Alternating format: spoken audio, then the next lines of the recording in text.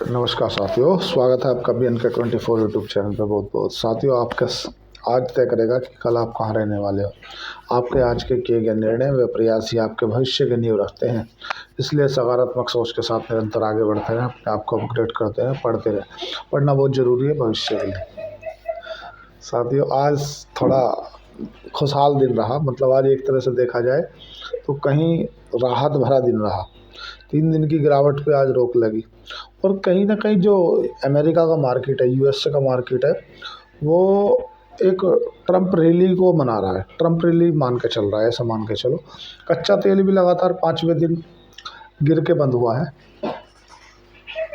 लगभग 5 दिन में लगातार गिर के बंद हुआ है कच्चा तेल। अपने सडनली एक नीचे के लेवल पे बंद हुआ है। अमेरिका की ट्रंप रैली अभी चालू है और टेक शेयरों के दम पे ही भाग रहा है ऑलरेडी। अगर देखो डाउजोन और नैस्डैक को देखोगे तो वो तो कहीं इतना ज़्यादा है नहीं, पर अगर ज़्यादा है तो S&P 500 ऐसा मान लो जैसे भारत के अंदर स्मॉल कैप मिड कैप होती है, ऐसी S&P 500 परसेंटेज टर्म में तो कम है, पर अपने लाइफ हाई पे जाके बंद हुआ है S&P 500। डाउजोन 130 अंक चढ़ करके बंद हुआ है। तो इसीलिए अपने जो वीकली एक्सपायरी के बाद भी भारत के बाज़ार काफ़ी बढ़ के बंद हुए हैं। मतलब जितने पे निफ्टी खुला था उससे तो भी काफ़ी रिकवर कर दिया। अगर ये रिकवर नहीं करता तो हो सकता, ये देखो, इसको आप दो तरह से ले सकते हो। या तो आप इसको शॉर्ट कवरिंग मान लो कि ये शॉर्ट कवरिंग है, मतलब कल फिर बाज़ार गिर जाएगा। या फिर आप ऐसे समझ लो कि शॉर्ट कवरिंग नहीं है, ये एक तरह से प्री बजट रैली जो पेंडिंग थी वो है। अब देखो, बजट में लोग बाग पहले ही ये चीज़ मान के बैठ चुके हैं कि बजट जो आएगा ना उसमें जो लॉन्ग टाइम कैपिटल गेंस है उसमें जरूर छेड़छाड़ करेंगे। निर्मला सीतारमन ताई बोलना उनको ज़्यादा बेटर रहेगा, क्योंकि उनसे तो कुछ अच्छी की उम्मीद कर रहे हैं तो बड़ा घबराहट सी लगती है। कभी GST पे कुछ बढ़ा देते हैं, कभी इनकम टैक्स पे कुछ ना कुछ बोल देते हैं, long term capital gains short term capital gains को लेकर के। तो ये थोड़ा सा आज बाज़ार में उतार चढ़ाव जरूर रहा, पर ऑल ओवर निफ्टी 23,200 के ऊपर बंद हुआ, थोड़ी राहत भरी खबर है। जब तक निफ्टी 23,000 की सपोर्ट लेवल को नहीं छोड़ता, नीचे की ओर ब्रेक नहीं करता, तब तक आप ये समझ लो कि अच्छी एक तरह से अच्छा भी नहीं, इतना भी अच्छा नहीं माना जाएगा, पर हाँ तो ठीक है। दूसरा कि बैंक निफ्टी कमज़ोर है निफ्टी के मुकाबले। निफ्टी एक तरह से देखा जाए तो कमज़ोर नहीं है, पर बैंक निफ्टी उसके ज़्यादा कमज़ोर है। मिड कैप स्मॉल कैप में जितनी 3 दिनों में गिरावट आई ना, उससे ज़्यादा वो रिकवर कर चुके हैं अभी 2 दिन की उसके अंदर। और बजट से पहले की रिकवरी मान सकते हैं इसको, क्योंकि अब ये मान के चलो आज 24 हो गई है ना, 23 हो गई, कल 24 है, 25-26 की छुट्टी है। अब उनके पास में 4 दिन बचे हैं, फरवरी में बजट आ जाएगा। तो ये भी है। कहीं कच्चा तेल भी लगातार 4 दिन से $79 के आसपास प्रति बैरल बना हुआ है। तो जब तक कच्चा तेल में नरमाहट रहेगी, जब तक कहीं भी उथल पुथल नहीं होगी। जो डोनाल्ड ट्रंप ने अपना उनको पुतिन साहब को एक वो दे ही दी है धमकी कि आपने अगर यूक्रेन से युद्ध नहीं रोका तो मैं आपको अलग से टैक्सेस और सैंक्शन वगैरह लगा दूंगा। और एक सेबी का भी एक नया सर्कुलर आया है कि अब जो छोटी SIP भी कोई कर सकता है। जैसे अभी SIP का जो न्यूनतम पैसा था 500 रुपये था, तो अब 250 रुपये कर सकते हो, और एक व्यक्ति 3 SIP कर सकता है 250 रुपये वाली। ये कहीं ना कहीं अब देखो क्या, जो छोटे निवेशक हैं जो एकदम से इस मार्केट में आ ही रहे हैं, नहीं समझते, वो कहीं ना कहीं उनके लिए अच्छा है, और लोगों के लिए तो नहीं जो ट्रेडिंग करते हैं, FNO करते हैं। मैंने देखो किसी को अपनी लाइफ में 1-2 लाख 2-5 लाख रुपए FNO ट्रेडिंग से नहीं कमाते देखा। कमाते हैं, लेकिन वो नियम है 100 के 5%, मतलब 100 में से 5% लोग पैसा कमाते हैं शेयर बाजार में, 95% गंवाते हैं। पर साथियों, नियम वो नहीं होता जो 5% लोगों पर लागू हो, नियम वो होता है जो 95% लोगों पर लागू हो। इसलिए मैं अपने व्यूअर्स को बोलना चाहूँगा कि इंट्राडे ना करें, FNO ना करें तो कम से कम, देखो मैं आपको किसी भी पर्टिकुलर एक स्टॉक के बारे में एडवाइजरी प्रदान नहीं कर रहा कि आप ये वाला स्टॉक खरीद लो, ये बेच लो, पर आप किसी भी फंडामेंटली कंपनी को अच्छे से पहले एनालिसिस कर लें, अपने फाइनेंशियली एडवाइज़र से सलाह करें, वित्तीय सलाहकार से पूछें, उसके बाद में ही आप उसको उठाएं। क्योंकि अब वो डिपेंड करता है, आपका जो रिटर्न है ना वो डिफाइन होगा इस चीज़ पे कि आप जिस सलाहकार से सलाह ले रहे हो उसका अनुभव कितना है इस मार्केट का, उसने कितने बार उतार चढ़ाव देखा है जीवन में। कि देखो मेरे पास में प्रोफेशनल मैं आपको नहीं बोल सकता, पर शेयर बाज़ार में ऊपर जाना नीचे आना एक साइकिल का हिस्सा है। ऊपर भी जाएगा तो नीचे भी आएगा। कोई स्टॉक अगर फंडामेंटली मजबूत है, बिजनेस मॉडल टॉप का है, तो स्टॉक का भाव गिरेगा, कोई टेंशन नहीं है, गिरने दो, लेकिन एक समय पे वो रिकवर कर जाएगा, इतना आपको मान के चलना पड़ेगा। अब हम बात करें साथियों, अगर सोने की बात करें तो सोना आपका $2765 पे बंद हुआ। अब डॉलर को उसमें कैसे 79,600 रुपया प्रति 10 ग्राम मान लो आप इसको, मैं आपको 10 ग्राम में कन्वर्ट कर दे रहा हूँ। और जो चांदी है, चांदी लगभग 91,800 रुपये पे जा करके बंद हुई है।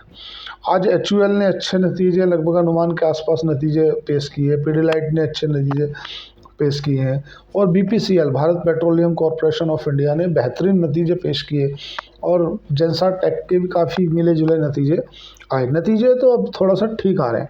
जनरली इकोनॉमी में जब स्लो डाउन होता है तो आदमी कहीं भी घबरा जाता है, या नतीजे ख़राब आने लगते हैं, या लोगों की नौकरियां जाने लगती हैं। जब इस तरह की कंडीशनें मार्केट में आने लगती हैं तो कहीं भी हो, चाहे आप हो चाहे मैं हूँ, शेयर बाज़ार में निवेशक घबरा जाता है। निवेशक इसलिए घबरा जाता है कि अब पता नहीं क्या होने वाला है। तो साथियों, मेरा आपसे केवल इतना ही है कि FNO की अगर पुट कॉल रेशो देखें तो पुट कॉल रेशो में 23,000 के इतनी सपोर्ट लेवल पर कहीं मतलब 1 करोड़ के आसपास जो पुट राइडर खड़े हैं, तो वो आपको आज तो खैर एक्सपायरी ख़त्म होगी, अब तो नई एक्सपायरी चालू है आज से, मतलब नए हफ्ते के लिए, और शायद ये मंथ की एक्सपायरी भी होगी। इसमें 3 एक्सपायरी आने वाली हैं। एक तुम्हारी मंथली एक्सपायरी होगी, एक तुम्हारी वीकली एक्सपायरी होगी, या सेंसेक्स की, एक बैंक निफ्टी की होगी, एक निफ्टी की होगी। तो भी सेबी के नियम के अनुसार काफ़ी कम हो गए, नहीं तो हर दिन कोई ना कोई एक्सपायरी थी, हर दिन कोई ना कोई एक्सपायरी थी। और देखो क्या बचे क्या है, मेन चीज़ तो क्या है कि जो टैक्स शेयर हैं FNO के जो बाहर आए हैं ना, उसमें से तुम्हारा कल्याण ज्वेलर्स है। आज कल्याण ज्वेलर्स इसीलिए ही कम गिरा या को बढ़ा, ऐसा मान लो, क्योंकि कल्याण ज्वेलर्स अपने आप में काफ़ी रिकवर किया। भाई अब बताओ, 780 के आसपास से टूट रहा है कल्याण, और अभी लगभग 500 450 के आसपास जाके गया, क्योंकि ये FNO में था। FNO में क्या होता है साथियों कि किसी भी स्टॉक को आप शॉर्ट कर सकते हो, और नीचे उस समय पे जाके आप उसकी लॉन्ग टाइम की कोई पुट बाय कर सकते हो, या कॉल बाय कर सकते हो, या आप फ्यूचर में ख़रीद सकते हो। तो जब आपको किसी शेयर को जो FNO में होता है उसे आप प्रेजेंट में शॉर्ट कर देते हो और फ्यूचर में ख़रीद लेते हो, तो उसमें आपको बेनिफिट होता है। देखो, मैं आपको कोई भी स्टॉक खरीदने या बेचने की राय नहीं दे रहा, लेकिन मैं जो चीज़ बोल रहा हूँ कि जब तक निफ्टी ने 23,000 का स्टॉक जो सपोर्ट लेवल नीचे की ओर ब्रेक नहीं किया, जब तक फ्रेश वीकनेस नहीं है। हाँ, अब ये शॉर्ट कवरिंग भी हो सकती है, ऐसा कोई ज़रूरी नहीं है कि यार तुमने मतलब आज ये 200 पॉइंट का तो एक रेंज है, 23,500 से लेकर 23,000 के बीच में बाज़ार घूम रहा है। 2 दिन 23,000 डोलता है तो तीसरे दिन 23,400 चला जाता है, ऐसा जब चल रहा है। बाकी अभी आपको ये जो अभी टाइम है ना, ये टाइम है आपको बिल्कुल अच्छी कंपनी, फंडामेंटली कंपनी बिल्कुल पिकअप करने का टाइम है। बिल्कुल अच्छे चीप वैल्यूएशन पे देखकर हायर वैल्यूएशन वाली कंपनी ना उठाएं, जिन कंपनियों का महंगा पी रेशो है उन्हें ना उठाएं। फंडामेंटली देखें उनका बिजनेस मॉडल चल रहा है कि नहीं, ये देखें, या उनके फ्यूचर में आपको क्या ग्रोथ के क्या अनुमान लग रहे हैं, या उनका मैनेजमेंट उसके बारे में क्या बता रहा है। क्योंकि जब तक आप खुद नहीं पढ़ोगे ना, जब तक आपको कोई भी आके कहीं से भी पैसा कमा के देने वाला नहीं है। अगर आप रोज़ ट्रेडिंग के चक्कर में रहोगे, रोज़ तनाव में रहोगे, बेकार कंपनियां उठा लोगे, नुकसान कर लोगे, उसमें कहीं भी आपको आप कुछ भी हाथ पैर मार के देख लो, कहीं कुछ नहीं होने वाला। आपको खुद ही पढ़ना है, फंडामेंटली कंपनी अच्छी देखनी है। और जैसे मतलब 2-3 स्टॉक को मैं नाम इसलिए नहीं लेकर कंसिडर करना चाहता कि यार वो कहीं भी गलत हो जाएगा, क्योंकि सेबी का नियम है कि आप किसी भी पर्टिकुलर स्टॉक का नाम नहीं ले सकते, या लेके आप किसी को इन्फ्लुएंस नहीं कर सकते कि आप ये खरीद लो। तो मेरी ऐसी आप लोगों से राय है, मतलब एडवाइस है कि आप जो थीम है, थीम बेसिस पकड़ो। जैसे वाटर रिसाइकल्स है, डिफेंस अभी, या रेलवे से है, तो रेलवे में भी, कंस्ट्रक्शन में भी ये देखो कि कौन सी कम पी रेशो पर मिल रही है। या अगर आप कोई पर्टिकुलर कुछ उठा रहे हो ना, कोई भी इंडस्ट्री उठा रहे हो, तो उस इंडस्ट्री का all over price P ratio क्या है, प्राइस टू अर्निंग रेशो क्या है, फिर आप उसको कंपेयर करो कि मैं उसे ले रहा हूँ और मैं जो उनसे स्टॉक को मैं उठा रहा हूँ उसमें इसमें डिफरेंट क्या है। ये सब चीज़ें ध्यान रखनी पड़ेगी, क्योंकि देखो अगर आप अपने से पढ़ोगे नहीं ना, तो आपको लगता है कि आप किसी की टिप पे दिए से काम करोगे तो आपको नुकसान होने वाला है पक्का।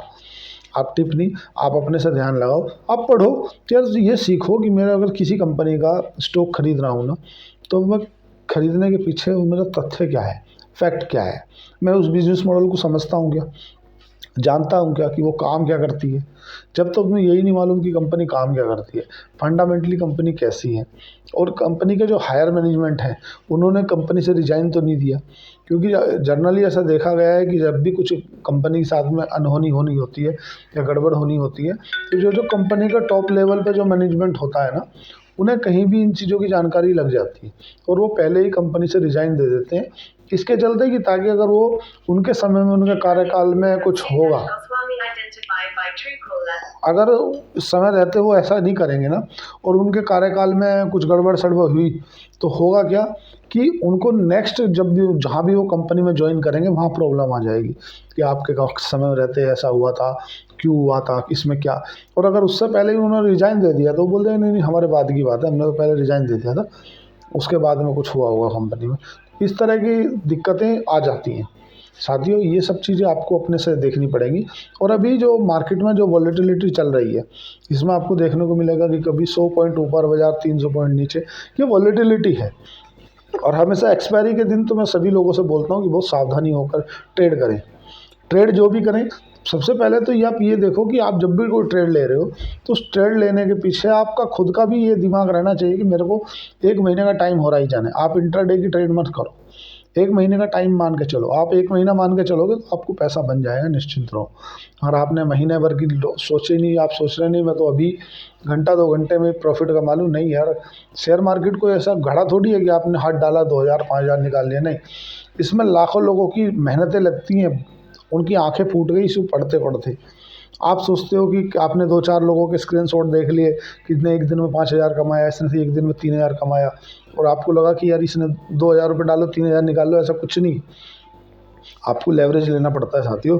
या तो आप टाइम का लेवरेज लो या फिर आप पैसे का लेवरेज लो। टाइम का लेवरेज कैसे लिया जाता है, आपने 10 लाख रुपये लगाए और छोड़ दिए 10 साल के लिए, वो टाइम का लेवरेज है।